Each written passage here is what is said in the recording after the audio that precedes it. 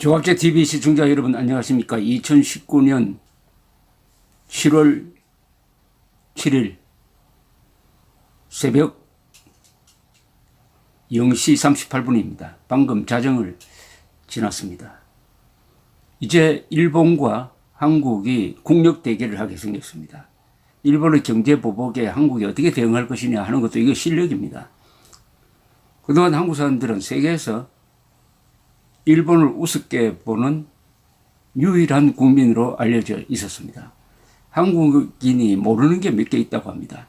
북한이 얼마나 위험한지, 그리고 일본이 얼마나 무서운지, 그리고 한국이 얼마나 잘 사는지, 그리고 미국이 얼마나 고마운 나라인지를 모르고 지내다가 우물한 개구리식의 외교를 하다가 문재인 정권이 경제 보복을 불러들인 겁니다.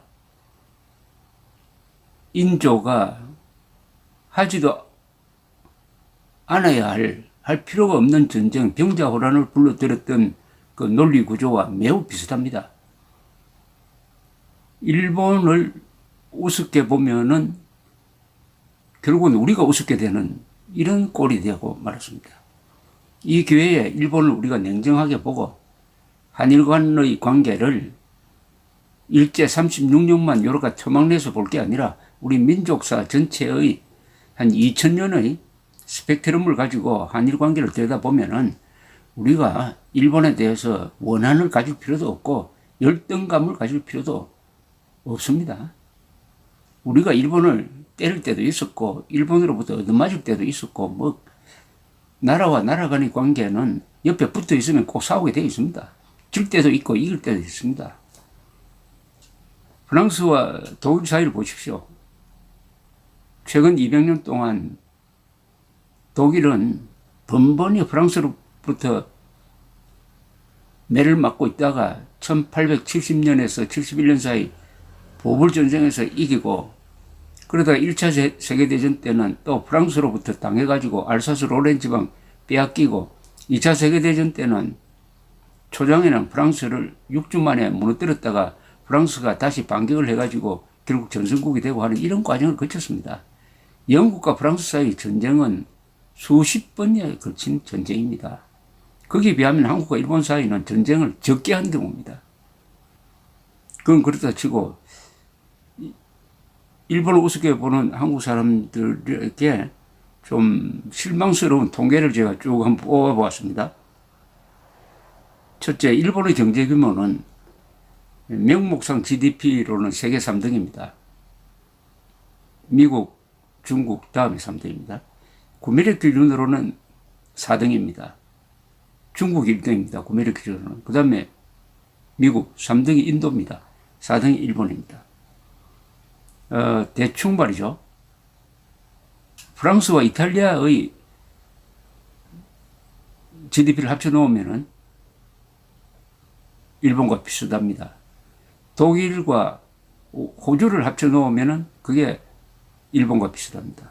두 번째, 도쿄는 세계에서 가장 큰 도시입니다. 인구, 경제력 모든 면에서.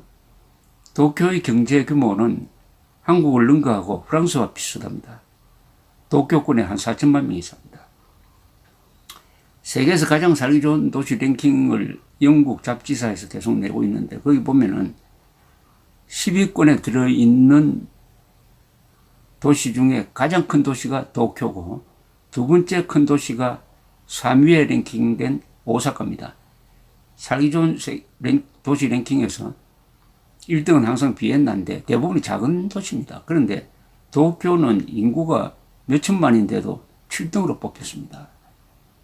그래서 도쿄는 일반적으로 가장 안전하고 깨끗하며 친절한 대도시로 평가됩니다. 도쿄와 오사카를 합치면은 그 수도권으로 치면은 인구가 한 5천만 이상이니까 일본 사람들의 반 정도가 세계에서 가장 살기 좋은 도시권에서 살고 있다. 이렇게 보면 되죠. 미슐린 등급을 매기는 식당이 유명해지는데요. 미슐린 등급에 올라 있는 식당이 가장 많은 도시는 파리가 아닙니다. 도쿄입니다. 압도적으로 도쿄가 많아요. 그런데 도쿄는 이게 하루아침에 이루어진 도시가 아닙니다. 서기 1700년 무렵 인구가 100만 명이었고 그때 이미 세계에서 최대 도시였습니다. 자, 21세기에 들어서 노벨상을 가장 많이 받는 나라는 미국에 이어서 일본입니다. 일본. 20세기까지 포함하면은 일본이 지금까지 노벨상을 26개를 받았으니까 세계에서 6등입니다. 6등. 1등은 미국, 2등은 영국, 3등은 독일, 4등은 프랑스, 5등은 스웨덴, 공동 6등이 스위스, 일본입니다. 중국은 뭐 비교 대상도 안 됩니다. 일본은 세계 제1위의 특허 출원국입니다. 산업기술이 세계에서 최고라는 뜻이죠. 건축의 노벨상으로 불리는 프리츠크상이라는 게 있습니다. 이 프리츠크상을 올해도 일본 건축가가 받았는데 가장 많이 받은 나라는 미국과 일본이 공동입니다. 8명씩 받았습니다. 1930년대 이미 세계 3대 해군국은 미국, 영국, 일본이었습니다. 근대화를 한 지 60년 만에 세계 최강의 군사대국으로 성장했습니다. 러일전쟁은 1904년에서 5년에 걸친 러일전쟁은 조선의 운명을 결정했지만 이 전쟁은 일본이 근대화 40년 만에 세계 최대 육군국을 이긴 전쟁으로 기록됩니다. 11번째, 일본 국회의원의 1인당 재산은, 공개된 재산은 한국 국회의원보다 적습니다. 경제 규모는 엄청 더 큰데도 그만큼 정치하는 사람들이 깨끗하다고 볼 수가 있습니다. 일본에서는 검사 8사 출신들이 국회의원으로 출마하지 않는 전통을 갖고 있습니다. 일본은 수십 년간 최장수국이었습니다. 또 일본은 세계 제1위의 채권국입니다.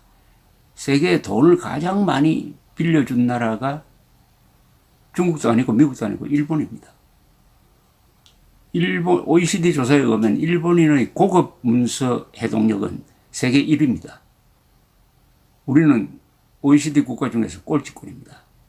이것은 한자와 카타카나를 혼용한 덕분으로 볼 수가 있습니다. 이 말은 일본인의 평균 일본인들의 문장 실력이 아주 뛰어나다는 거죠. 문장 실력이 뛰어나다는 것은 언어 능력이 좋다는 것이고 이런 사람들은 잘 속지 않습니다. 선전선동에 잘 속지 않는다는 이야기입니다. 일본인의 신문 구독률은 큰 나라들 중에서는 1등입니다. 아직도 조석간이 나옵니다. 일본 사람들이 약 5천만 부의 신문을 보는데 인구가 한 3배쯤 되는 미국과 맞먹습니다. 신문을 가장 많이 보는 사람들이 세계에서 일본인입니다. 이거 굉장히 중요합니다. 신문을 많이 봐야 정치가 안정된다는 이야기가 있습니다. 임진왜란 때 한국에 상륙한 왜군은 세계에서 가장 성능이 좋은 조총을 가지고 있었습니다. 포르투갈 상인으로부터 드디어 소개받은 조총을 개량을 해가지고 전국시대 때 유럽보다 더 좋은 조총을 만들었다. 그런 왜군을 상대로 한국이, 조선이 싸웠고 명나라가 도와주고 해서 또 이순신이 지휘를 잘하고 의병이 일어나고 해서 이겼습니다. 세계 최대의 목조건물은 8세기에 지은 나라의 동대사고 가장 오래된 목조건물도 나라에 있는 금융사입니다. 그리고 세계 최대의 제조업체는 자동차 회사인 도요타입니다. 도요타, 폭스바겐, 그 다음에 세 번째가 삼성전자입니다. 일본은 가마쿠라 막부에서 명치유신까지 약 800년간 무사 통치를 받았는데 이 기간으로서도 세계에서 아마 가장 길 겁니다. 이게 일본인들의 성격과 일본이란 나라의 어떤 분위기를 만들어냈습니다. 아주 지도력도 뛰어나지만은 또 지도자를 따라주는 팔로십이라고 그럴까요? 리더십만 중요한 게 아니라 팔로십도 중요합니다. 팔로십이 뛰어나다고 보면 되죠.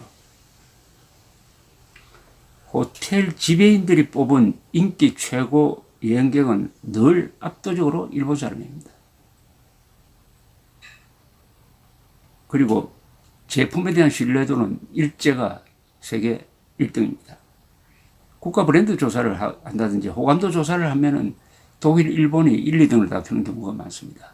2차 세계대전의 전범 국가인데도 그 뒤에 민주주의 시장 경제를 받아들이니까 이렇게 평가가 달라졌습니다. 그런데 이런 일본을 우습게 보는 세계 유일의 나라는 대한민국입니다. 이게 꼭 나쁘다는 게 아니에요. 우습게, 겉으로는 우습게 보면서 속으로는 배우자는 자세로 임해왔던 것이 우리의 선배 세대들의 일본에 대한 생각이었습니다. 그리하여 일본과 맞먹지는 못하지만은 일본 앞에서 열등감을 갖지 않는 나라를 만들었습니다. 그리고 여권, 비자 없이 갈 수 있는 여권으로서는 1등이 일본, 비자 없이 갈 수 있는 나라 수가 가장 많은 걸로는 일본이 1등, 2등은 한국입니다. 세계에서 가장 잘 나가는 일본을 바로 옆에 두고 있다는 것은 어떻게 보면 다행입니다. 그만큼 한국 사람들이 정신 차리도록 만드는 것이죠. 그런데 한국 사람들이 착시 현상이 있습니다. 스포츠에서 우리가 일본을 이긴다, 또는 한류에 일본 사람들이 열광한다, 이런 것만 보고 일본을 우습게 보는 경우가 있습니다. 그런 부분도 중요하지만 본질적으로 국력을 결정하는 것은 경제력, 경제력을 뒷받침하는 과학기술력, 그리고 군사력, 무엇보다도 국민들의 교양 수준입니다. 감사합니다.